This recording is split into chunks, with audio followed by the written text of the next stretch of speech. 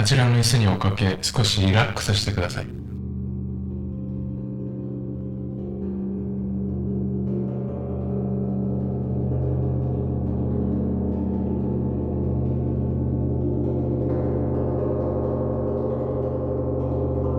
日はとても勇気を持ってカウンセリングに来ていただき、どうもありがとうございます。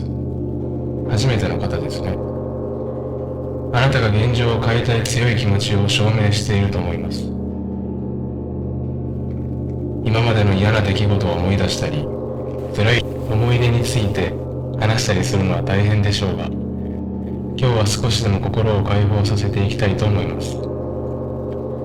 一歩一歩話を進めていきましょう。まず最初に簡単な自己紹介と今日いらっしゃった理由を教えていただいてもよろしいですか？最近奇妙な感覚を覚えることが多く、なかなか落ち着かない感じです。それでこちらのカウンセリングルームの心地いい雰囲気に惹かれて、もしかすると心の荷物を少し下ろすことができるかなと思ってここに来ました。できれば匿名のままでいたいと思います。あなたはなぜここに来る必要があったのと思いますか？私は影の中の生活を終わらせたい。そのためには誰かに私の存在を知ってもらう必要があるからです。あなたの存在について誰も知らないとおっしゃっていましたが、私にははっきりとよく知っている顔に見えます。なだめてくれているんですね。私は人間らしくない化け物なのだと誰にでもわかるはずでしょう。私は人間の体に取り付いているだけの情けない生き物ですよ。私は宿主から倒れるまで生命力を吸収するという恥ずべきことばかりしているんです。それが真実です。甘い言葉を私にぶつけないでほしいです。馬鹿にしないでください。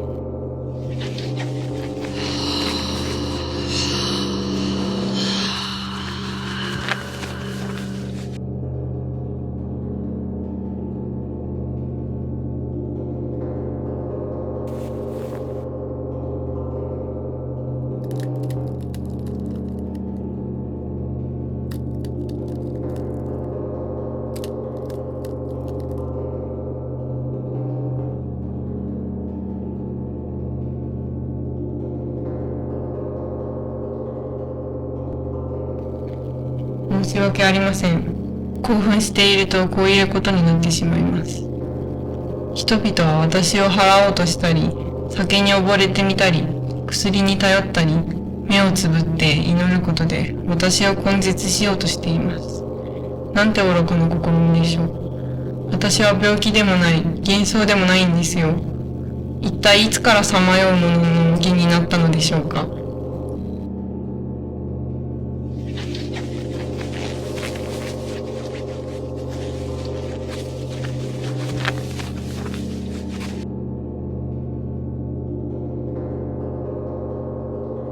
だいぶ興奮してきましたね。まずゆっくり一緒に深呼吸してみませんか？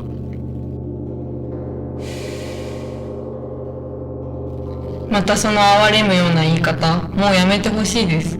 同情ばかりでは結局何も変わらないんじゃないですか。まず自分を否定するのをやめてください。悩みの根本原因を知るために自分が感じていることを認めてください。この状況から抜け出す他の方法はないですか？抑えていることを解放すると枯れてしまう。抑えていることの恥に耐えられない。何が恥だと思うんですか？宿主に恐ろしいことをさせてしまうことです。例えばどんなことをさせてしまうんですか？耳にとんでもないことを囁きます。あなたもいつの間にか私の呪いにかかりますよ。恐怖の種を植えてから嘘をつかせたり、嫌なことを何回もお経みたいに繰り返してつぶやきます。すると人間は私の言葉を信じてしまうのですよ。そもそもなぜ宿主に取り付きたい気持ちになったんですか？本当は私だけが完全に悪かったわけじゃないです。呼ばれたんですよ。呼ばれたとはどういう意味ですか？助けるように呼ばれました。助けて、助けて、と小さく枯れた声が聞こえました。私みたいに寂しい人なのではないかと思ったから取り付いてあげたんです。なるほど。あなたも寂しい思いをしていらっしゃったんですね。そして最初はお互いの関係は良好だったんですね。はい、そうなんです。出会ってから切っても切れない関係でした。ずっと付き合いながらどんな秘密でも共有してたんです。私たちはお互い唯一の親友でした。何が起こってもこの絆を絶対切れないと思い込んでいました。魂が抜けた私たちがこの世の混乱の中で出会えたなんて運命でなければ何なのでしょうか。それからその運命的な関係はどのように発展していきましたか？私は私の言葉を信じて言う通りにしないとダメだと常に主張していました。どんなに不合理に聞こえても自分が知っていると思っていることを全部捨てなければならなかったので、最初の時はうまくいっていました。そして宿主の人生には私より貴重なものがありませんでしたので、家族や友達と呼ぶ人間との縁を切ってもいいんじゃないかと提案しました。私ほどあなたの内心をよく知っている存在はいないから信じてと言っていました。宿主は周りの人間と別れて、ようやく世界に邪魔されずにお互いに溺れることができるようになりました。なんて落ち着いた平和な時だったでしょう。しかし一体のものとなるためには欠点だらけの人間の体を超える他はないということをまだ理解してくれなかったのです。水を飲む必要もない、食べ物を食べる必要もないということが分かってもらえないと、私みたいに泥と埃を餌にしても非難すべきことじゃないはずです。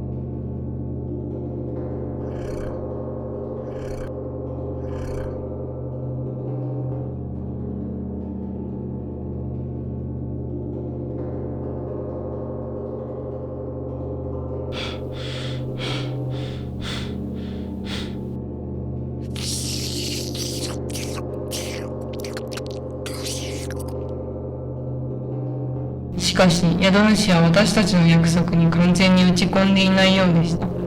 体が弱まって崩れて腐敗してきたように感じたのです。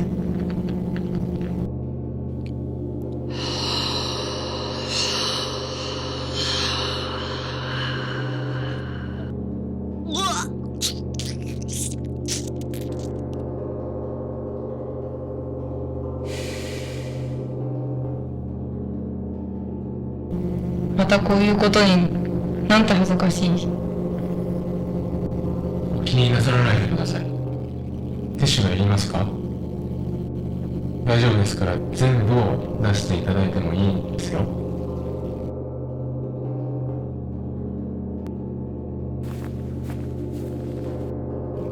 すみません。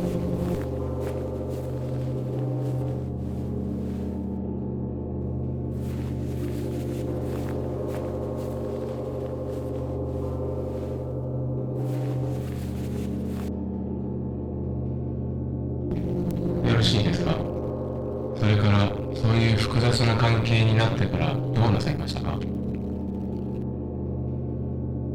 まあ、さっき言ったように忠誠心の証拠に体を捨てるように言いました。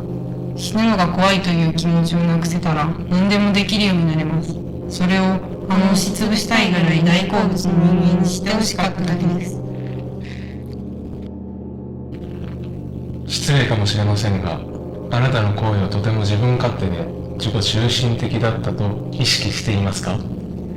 その有害な行動がまだ取り返しのつかない結果になっていなくてよかったですか？違います。二人であんなに幸せだったのに、気が変わって特別な関係なんてなかったかのようなふりをするなんて許さない。死と腐敗に満ちた世の中で、せめて私たちの縁だけはいつまでも続いてほしかった。あの人間は私のものです。あなたが一人にやっと生きる意味を与えてもらったり、必要と感じるようにしてもらえたとき、どんなに幸せだったかを想像できます。長い間、一人ぼっちで闇の中で過ごしていましたから。それでも誰かを自分のものにすることはできません。あなたは独立した一個の存在で、宿主もそうです。あなたたちの関係は依存関係ですが、健康的なバランスが取れないと二人とも倒れてしまうんですよ。一人に全ての期待をかけてはいけません。まずあなたの中に幸福を見つけて、その後お互いに尊敬し合う関係を築いてみてください。私たちの幸せを知れば、そういう言い方はできないはずです。宿主は私が作った教会の中にいれば、どこにいるよりも自由を感じたんです。あなたの立場は理解できますが、それは過去の記憶に過ぎません。あなたは呼ばれたから確かに会う必要がありました。けれど、このままだと良くないと思います。お互いに批判せず、責めず、許して進んでみてください。でも今の関係を忘れたら、私もまた忘れられるのです。呼ばれるまで待ったのに、また勝手に捨てられ、終わらない輪廻の繰り返しです。だって、それはあなたが今日いらっしゃった理由じゃないですか。今回はあなたが助けを呼んできたのではないでしょうか。さっきも言いましたが、すぐに解決できるわけではありません。しかし、一歩一歩進めば、一緒にその問題に取り組んでいけるはずです。その甘い言葉、信じてもいいのでしょうか。今のところはあなたにあまり選択肢はないのです。悩んでいるご様子ですから、とりあえずやってみてから決めたらいかがでしょうか。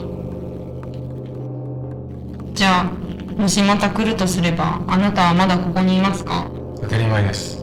私を信頼してください。